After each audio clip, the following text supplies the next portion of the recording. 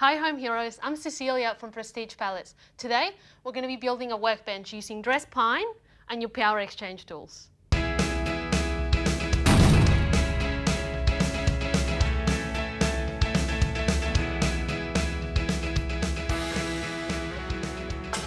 I'm just putting these on the table. I just need to line up the bars to the right height and then just adjust. I'm just going to come around with measuring tape and just measure what I need to cut. Ruler, and just making sure that what you've marked is straight.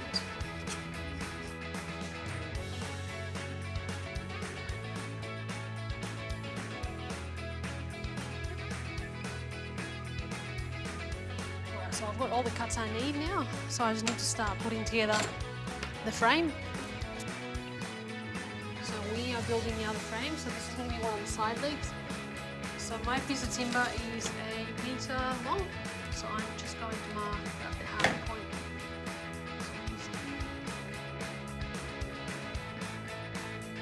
Just mark the centre piece and you know where they go, because you're going to be drilling and it's exactly.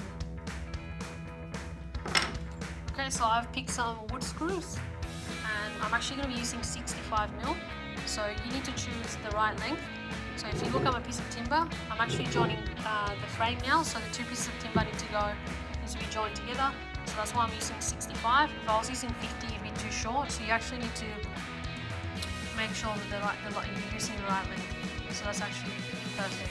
Half the screw is going to go into the first leg, and then the rest of the other half is going to go into the second leg. So it's really going to hold it together. This is a brushless drill driver. It is perfect for drilling holes into timber and metal and driving screws. It has a metal ratcheting chuck, 21 torque settings, 2-speed gearbox and variable speed trigger.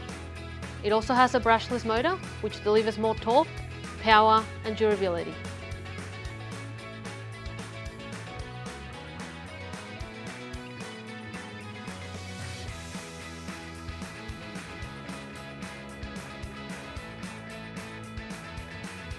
Okay, so we've done one side of the table, so now we need to do the exact same thing for the other side.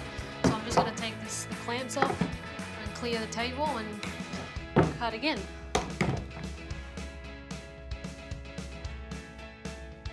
Okay, so I've just finished the two ends, so now we're just going to measure and cut the cross beams so we can join the two sections together.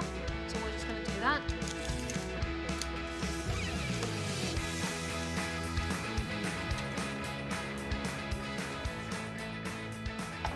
Pencil and mark where you're going to cut.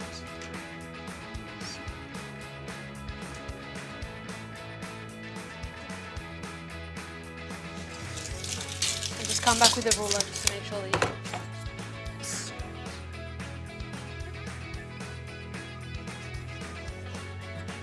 And I like to always go back and just make sure that I got that right before I make the cut. So I measure twice. Once. So I'll just do the others.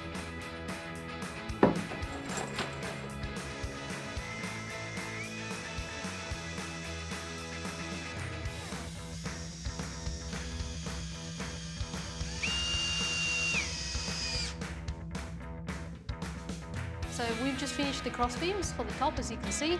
So now we're going to do the cross beam down the bottom, but we need to flip the table over, so we're going to do that now.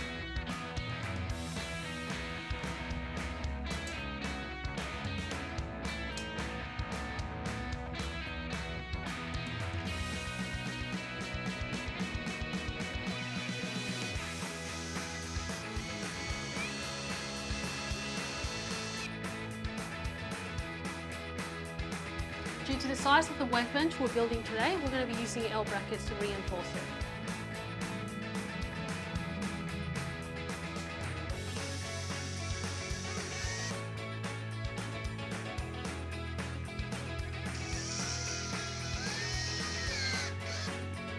So now we've finished the frame, all we need to do is cut the boards and put them across the top.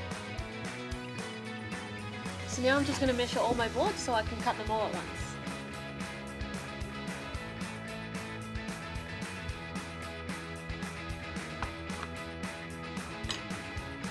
So I've just adjusted the miter saw stand to 1 meter, as I got to make 29 cuts and it's going to save me a lot of time.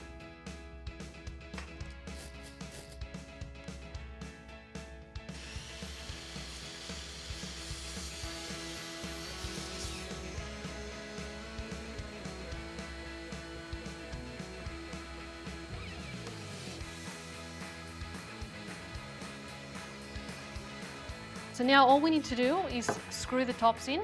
So I've just used a spare piece of timber as a template. I've drilled holes here, here and here, and I'm just going to use that to mark the holes on top. So now that I've drilled all my holes, I'm going to be switching from the brushless drill driver to the impact driver to fasten all the screws. One side down and one to go. So as you can see, just using a few power exchange tools, we built a workbench that's nearly ready to be used. Now all we need to do is sand. This is a cordless detail sander. It is perfect for finishing touches on your project, such as sanding corners and edges. It is lightweight and really easy to use. It has a nice rubber grip for comfort, hook and loop paper fitment, and an Enviro air dust canister.